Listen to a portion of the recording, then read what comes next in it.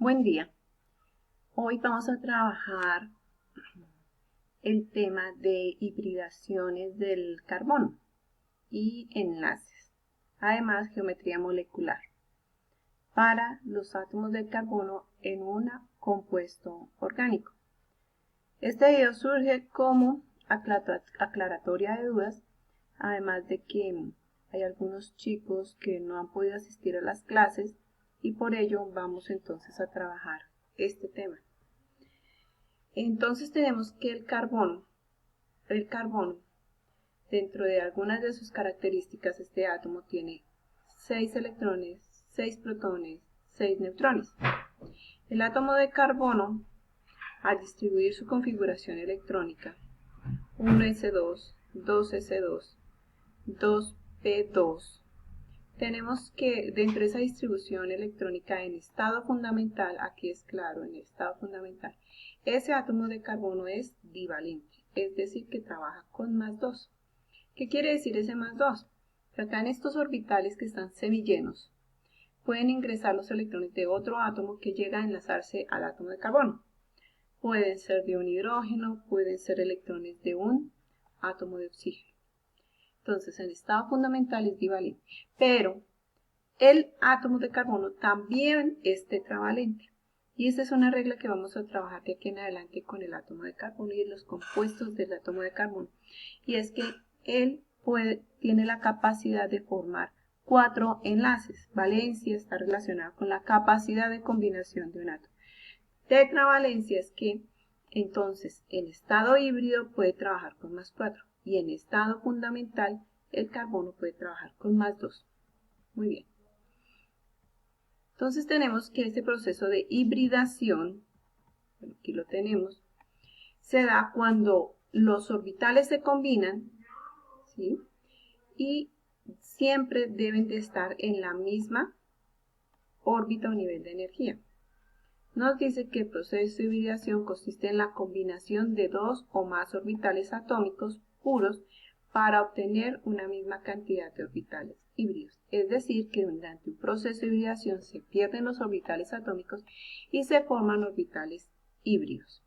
En dicho caso, al combinarse en dos átomos,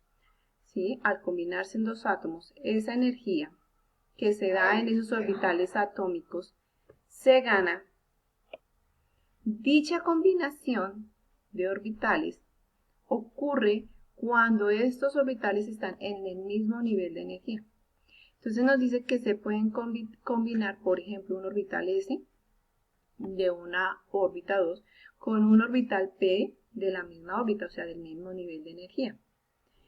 Bien, se pueden presentar, por ejemplo, para la química del carbono, se presentan hibridaciones SP, aquí las tenemos, SP, SP2 y SP3, que son las que vamos a trabajar.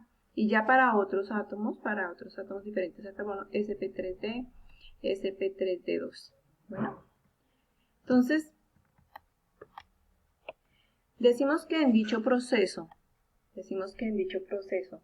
tenemos aquí a la izquierda la configuración electrónica del carbono en estado fundamental. Cuando este electrón gana energía porque otro átomo se acerca para formar un enlace al carbono, este electrón gana energía y salta inmediatamente o es promovido a un orbital superior. Entonces de 2s pasa a 2pz. Recordemos que P tiene 3 orbitales que son px, py y pz. En esa promoción decimos que se forman 4 orbitales semilleros que van a permitir la combinación o que este átomo de carbono pueda formar 4 enlaces. Entonces aquí tenemos, por ejemplo, el dibujo, la estructura de cómo quedarían los nuevos orbitales híbridos sp3 para un átomo de carbono. Bueno, tenemos dos tipos de compuestos, saturados e insaturados.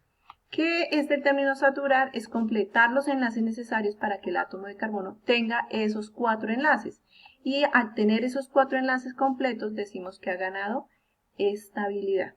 ¿Con qué se satura? Con hidrógenos. Entonces, si yo tengo un átomo de carbono y le faltan hidrógenos, entonces yo coloco esos hidrógenos que falten para completar los 4.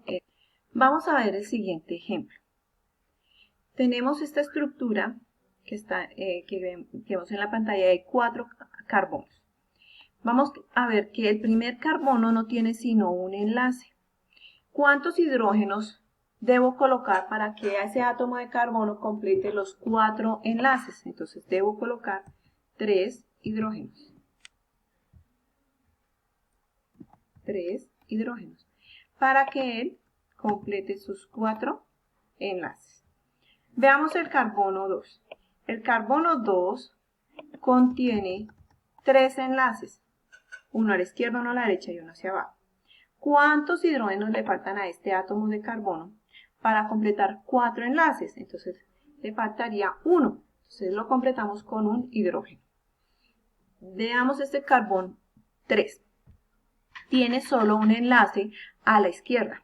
¿Con cuántos hidrógenos debo saturar a la molécula, a ese átomo de carbono, para que complete 4 enlaces? Como tiene 1, le faltarían 3. Entonces colocamos 3 hidrógenos y ya, listo. Con ello tiene completos sus 4 enlaces. Y veamos este carbono de aquí abajo. Tiene un solo enlace con el carbón de arriba, entonces le hacen falta 3 hidrógenos para decir que está saturado. Si nosotros vemos el segundo ejercicio, entonces tenemos una molécula que está insaturada. ¿Por qué está insaturada? Porque tiene un doble enlace, o sea, este es un compuesto insaturado. Y el primer compuesto decimos que es un compuesto saturado. ¿Por qué es un compuesto saturado? Porque solo tiene enlaces sencillos. Y el compuesto de abajo, entonces decimos que es un compuesto insaturado porque tiene un doble enlace. Muy bien. Ahora vamos a saturar la molécula para que complete los 4 enlaces. Este primer carbón tiene 2 enlaces a su derecha, entonces saturamos con 2 hidrógenos para completar 4. Entonces colocamos 2. El segundo carbono tiene 2 enlaces a la izquierda y 1 a la derecha, entonces colocamos un hidrógeno para completar el cuarto enlace y decimos que ha quedado saturado. Y el último carbono no tiene sino un enlace a su izquierda, entonces colocamos un hidrógeno y decimos que ha quedado saturado con 3 hidrógenos porque completaría ahí 4 enlaces. Entonces, 2 enlaces que tiene el primero más 2 hidrógenos que le colocamos da 4. Segundo carbono tiene 3 enlaces más un hidrógeno que completamos, nos da 4. Y el último carbono tiene un enlace más 3 hidrógenos que colocamos, nos da 4. Decimos que este es un compuesto insaturado y el otro es un compuesto saturado. Algo que cabe aclarar, chicos, es las valencias con las que vamos a trabajar. Entonces tenemos que el hidrógeno es monovalente, es decir, que el hidrógeno siempre vamos a tener que dibujarle un solo enlace. Si un hidrógeno tiene 2 enlaces, está mal. El oxígeno siempre deberá tener 2 enlaces para estar estable. El carbono, los 4 enlaces de los cuales hablábamos. El nitrógeno deberá ser trivalente, es decir, debe tener 3 enlaces. El azufre divalente con 2 enlaces y el fósforo es trivalente con 3 enlaces. Decimos que estos elementos los vamos a denominar como bioelementos porque forman las macromoléculas que dan origen a la vida. Tenemos ahora biomoléculas. ¿Cuáles son las biomoléculas que dan origen a los organismos o a la vida? Carbohidratos, que es cuando nosotros hablamos de azúcares, de harinas, y decimos que la mínima unidad que forma un carbohidrato es la glucosa. Esa glucosa, entonces van a dar origen a lo que son los monosacáridos, y los monosacáridos terminarán dando origen a lo que son los polisacáridos. Tenemos diferentes tipos de carbohidratos dependiendo del alimento que estemos consumiendo. Tenemos entonces proteínas, que es otra biomolécula, que están formadas por aminoácidos. La mínima unidad de una proteína son los aminoácidos. Y decimos que entre ellas dan origen a lo que son las enzimas y a las hormonas, entre algunas. Los lípidos, que son las grasas, están formados por triglicéridos, dan origen a lo que es el colesterol, los ácidos grasos, los terpenos. Las vitaminas también son biomoléculas que pueden ser liposolubles es decir, que se disuelven en grasa, e hidrosolubles, es decir, que se disuelven en agua. Otras de las biomoléculas que dan origen a la vida son los ácidos nucleicos, que son nuestro DNA y nuestro RNA, ácido desoxirribonucleico y ácido ribonucleico. Bien. Algunas características que tenemos del átomo de carbono es que se ubica en la parte central de la tabla periódica y puede formar compuestos, es decir, puede unirse elementos tanto de la derecha como de la izquierda en la tabla y puede formar con otros carbonos largas cadenas hidrocarbonadas. Bueno, tenemos el carbono, principal elemento que da formación a compuestos que terminan dando origen a la vida. Y el silicio es el segundo elemento, pues, que lo encontramos sobre todo en la corteza terrestre. Bien. Presenta numerosos isómeros, es decir, que a medida que va aumentando el número de carbonos en una molécula, entonces va a tener mayor número de isómeros. Por ejemplo, estas dos moléculas. Las dos moléculas son isómeros y a pesar de que las vemos diferentes, una como cadena abierta y esta como una cadena cerrada, este ciclohexano como una cadena cerrada, decimos que en los dos casos hay 6 carbonos y 12 hidrógenos. Y eso es un isómero. Son átomos que presentan diferente arreglo estructural, pero que presentan la misma cantidad de átomos en la molécula. 6, que en este caso 6 carbonos con 12 hidrógenos. Bueno, algo importante que cabe destacar es que los átomos de carbono se unen a otros átomos de carbono, a los hidrógenos, a oxígeno, mediante enlaces covalentes. Esos enlaces covalentes donde se comparte electrones, tema que ya hemos visto y trabajado, decimos que pueden ser de tipo sigma o de tipo pi. En un enlace sigma siempre va a existir un enlace sigma entre dos átomos, siempre va a existir. Bueno, y la distribución de la carga eléctrica va a ser cilíndrica, va a ser pareja, va a ser simétrica. Permite la rotación. Se puede dar entre orbitales S, PX, entre orbitales híbridos SP3, entre orbitales híbridos SP2. Son enlaces sencillos de alta energía que se forman con orbitales híbridos. Y decimos que la superposición es frontal, cabeza a cabeza. Un enlace pi, chicos, impide la rotación. Un enlace sigma permite la rotación porque el enlace pues es sencillo, en enlaces sencillos se permite la rotación. Los enlaces pi existen solamente en los enlaces dobles y triples. Son enlaces que tienen baja energía y se forman con orbitales POD puros, es decir, que no han formado orbitales híbridos. De tal forma que van a estar presentes en los enlaces dobles y en los enlaces triples.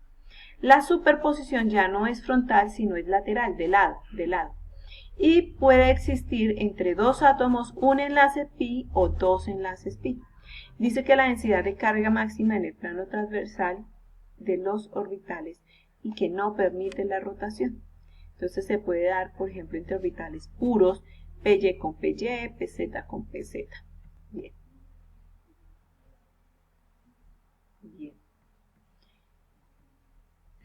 Aquí, más específicamente en este, vemos cómo se da esos tipos de hibridación que surgen de la promoción de este electrón.